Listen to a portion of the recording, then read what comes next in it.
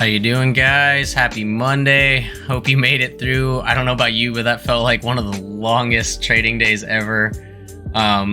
We had a consistent uptrend, but man, it was choppy all day. Hope you were patient. I thought that I was pretty patient throughout the day, but as soon as I started charting, I was like, what the hell was I doing? This is one of those real blatantly obvious to me, like why it was a huge advantage to start doing these videos. It was so obvious right away when I pulled out my order entry and saw how quickly I was overtrading, thinking that I was patient all day. Because when you look at the SPY chart overall, there's really only 3 large plays you should have been in, maybe 4. And other than that, I mean, unless you were writing a call all day, it was just chop city. You had the market makers constantly pushing you out of your calls with small wicks below the 9 EMA. For my trading style, it was just not what I'm looking for. And I thought I was patient in this really long Monday, but damn, I was not. I was way too biased coming into the market. I just kept trying to catch every chance that the market showed it was going to start falling instead of just watching it climb all day. Started listening to the group too much, and I really realized a lot on Tesla that it's just kind of a gambly $5 to 5, thinking I can make a few bucks here and there rather than catching the levels. So today was definitely one of those. There was money to be made, and I took the couple of trades that I should have been in, and if I hadn't wasted the time around these 3 trades all day, then I think these 3 trades would have been the best to execute, the best to make my profits on, and the best to really follow those goals that I had set for myself that I could. Dude, the overtrading just got blown out the window. So let's look at it real quick. I'm going to go through the trades kind of quickly. I don't want to take too much time on it, but I know I've been skipping over it lately. What I like about that is it's because I'm noticing things way quicker. I don't need to take the time looking at what I did with technicals, because it's like, oh, well, yeah, holy shit. I just while I'm charting, you can already see it. On this chart, you can see there's just a handful, there's what, 1, 2, 3, 4, 5. That's 3 trades right here. That should have been my whole day. So you can see I'm just doing too much. And real quick on Tesla, you can see in those stupid 3 trades, look at this beautiful stair stepping that I missed because I'm wasting time on all these small trades, these small scalps. Ooh, let me catch this $5 move. Ooh, let me catch this $5 move. I am totally impatient on Tesla just because I see the potential in the small moves that it makes all day. That for what my goal is and for what I want for my discipline to be more strict, less trades, more bulk of the moves. I think I just got to cut it off for a little bit or just, yeah, I mean, that's the best thing I can say is cut it off. I know that I'm going to say that and look at it again tomorrow, but I was so frustrated today, guys, looking at this. And when I turn on my indicators, I mean, look, it's just EMA bounce after EMA bounce after EMA bounce after EMA bounce again and again, like all day. And what did I do? Realized I missed the morning move, chased the top of this level I had drawn, caught it, and went just $1 positive before I got wicked out because I missed the move and chased. Did the same thing here at the top, ended up losing, just 50 cents because I was, way too tight on my stops, basically saying, I'm not trying to catch this whole move, I'm trying to catch this $5. Went back on some puts, caught the few bucks back, and then just let it go. And it's like, all right, cool, I'm even, and I stopped trading it. And it's like, had I not wasted this time trying to catch these little moves and just waited for one good entry and caught this whole move, I mean, look, let all of this go. EMA entry at my indicator could have gone in at 883. No reason to get out until $915. But no, I keep trying to chase these little moves. Again, I was really frustrated when I saw this because throughout the day, I thought I was good at being patient. I said, well, if SPY's going to chop, I ain't going to fuck with it. I did a good job kind of walking away during lunch, finding things to distract me, clean the house a little bit while not being just kind of impatient and not watching, but also not trying to chase other things. That was what I thought I was doing in my head. And then when you see in the charting, like, another five call or longs here that I chased and got, just above positive on this wick out. So it's like, I'm just sitting and chasing with Tesla. I really think I got to just let it go. Because really what we were all looking at all day was SPY and looking for that big opportunity. And when I take away all my drawings here, you can see there's really only a few things that SPY presented for trades today. It was a constant uptrend, and it was one of those, first and foremost, I was fighting the uptrend. I came into the market way too biased, so I was just expecting it to run up in the morning and dump. And all I tried to do until like midday was catch the dump.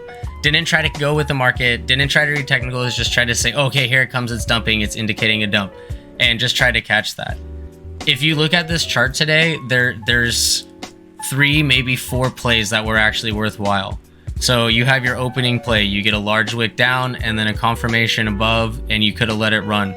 No indicator to get you out till perhaps here, right after the morning. That's about 10:50. Sorry, it's all East Coast time. So that's an hour and 20 minutes into the market. Then, you know, you could have let it see. Normally you might have gotten a reversal and then a run, but lately SPY's just been wild. So we really had to be patient and wait for the market makers to indicate what they were doing today. But I didn't do that. I kept just trying to catch that reversal down. I kept trying to get that downside bias and confirm it. I didn't just let the chart tell me what it was doing. I throw my indicators back on real quick, and you can see I just kept trying to catch every opportunity that it had to fall below and dump down, rather than letting the market play and wait for it. There's really 1-2 other plays, like I said, this one run up, and I did catch the calls right here, but look how many times I tried to catch the puts. This was all a positive one trade. This was decent with 2 positions and, you know, a trim at indicators, but it was me being biased. There was no confirmation. This was me listening to the group, trying to confirm my downside bias and trying to catch it with them. I did it again here, and again, it was profitable, but I didn't collect profits because I was so downside biased. I let it run up and hit my stop out. So again, it was good protection of my position, but it wasn't good entering in chart reading. So once I saw it went up, this was really, like I said, the only other play that it should have been in. And I had been getting stopped out of my put instead of entering a call here. So then I got in late, and though it was a decent profit, it just shows that had I just let the market tell me what I was doing, not being in a put, perhaps I could have gotten the contract a lot cheaper and gotten this full set of the play. After I caught that call, we saw a top, we saw a double top. What did I do? Listen to the group, continued to go put side bias. Took it on the break here, and then you just saw strong support, and we said, no, this isn't happening. Went ahead and collected a small profit, but again, this is me listening to the group. This wasn't me watching the charts, taking my own plays, growing my own confidence. Did it again later in the day, and this was a little bit more myself. I saw that it was trying to break through the 20, but it was me chasing. It wasn't waiting for the confirmation, and I gave back most of what I had made for the day on the one good trade that I did make. At that point, I was really frustrated. I didn't want to play anything else. I just let it go. And then finally, once I stopped and said, all right, let's just wait for the market makers to come in, and then I'll step in and play. At that point, I had already overtraded and given back so much. I was frustrated that I was only taking one contract, and it wasn't being patient, catching the whole move like I wanted to. So I did. This is where you can see the market makers obviously stepped in. So obviously, like I said, 3 to 4 plays. You could have caught play 3. This one's easy to miss or wait for on the reversal. And then this is play 4. I did catch both of them, entered the puts on the confirmed breakdown below the 20 EMA because it really was the first time it showed it could break through with any sort of strength the whole day.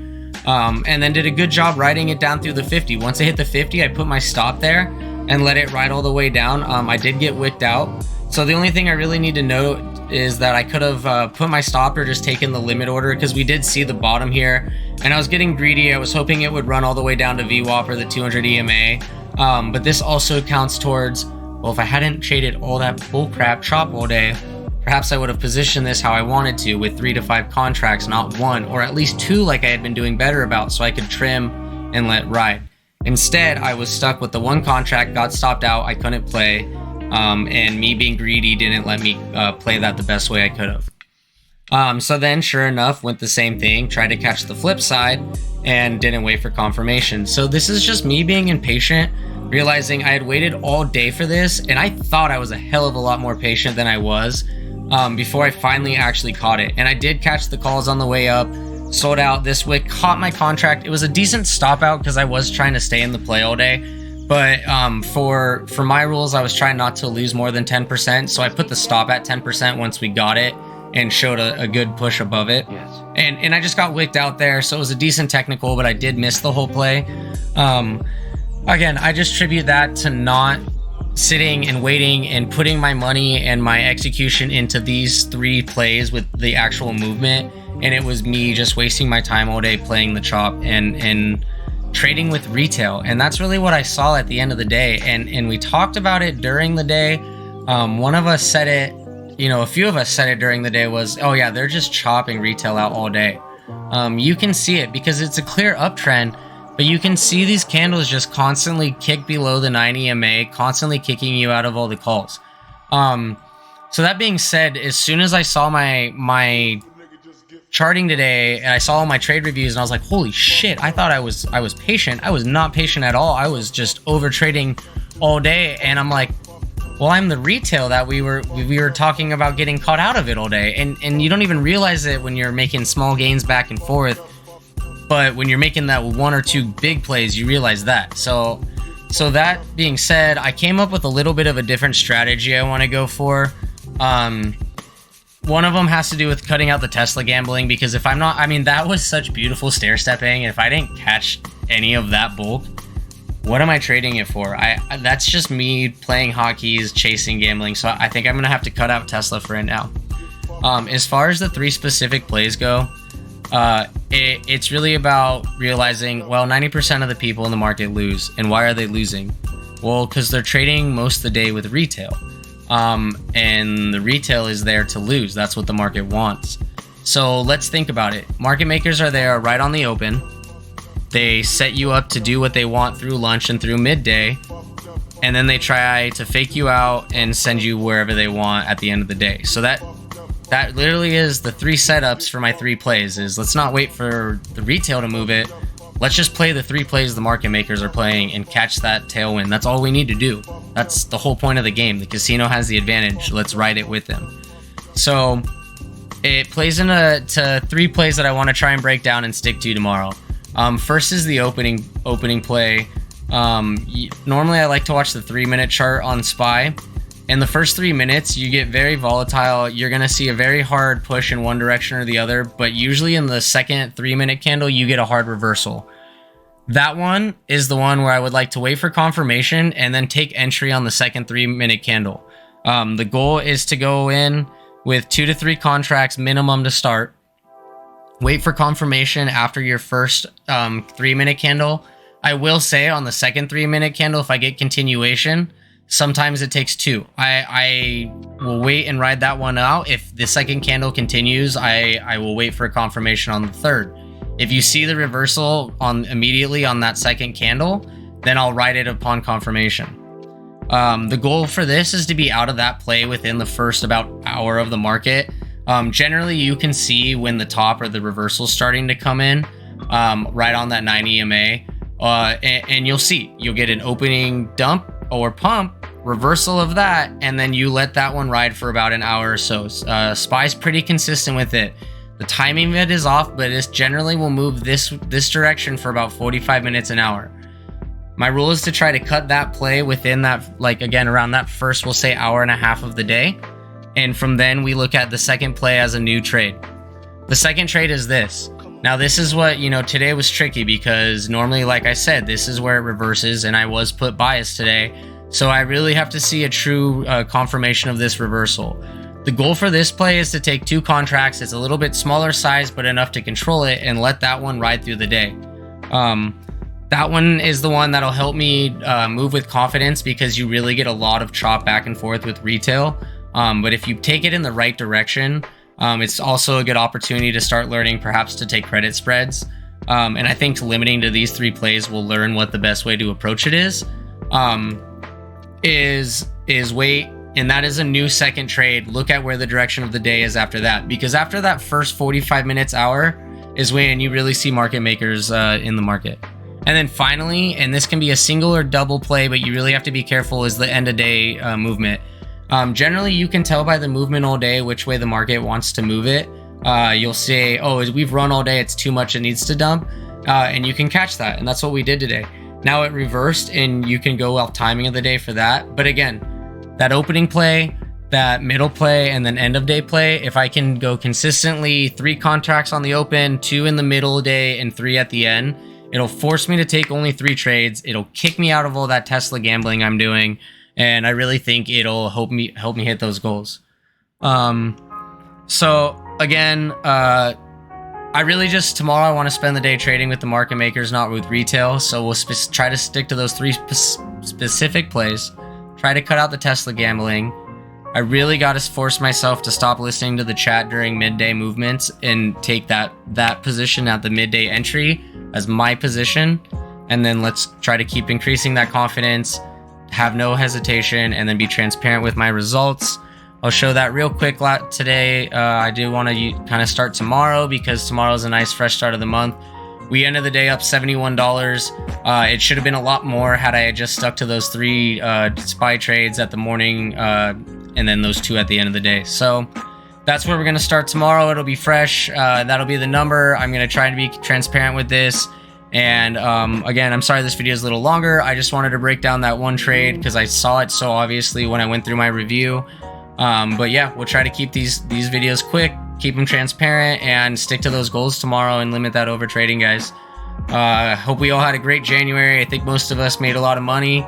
Let's keep it up in February, start a new month fresh and with a nice fresh mindset. A lot of us turning that mental corner. Really excited to see where it takes us this month and this year, guys. Have a good rest of your night. Happy trading. See you tomorrow.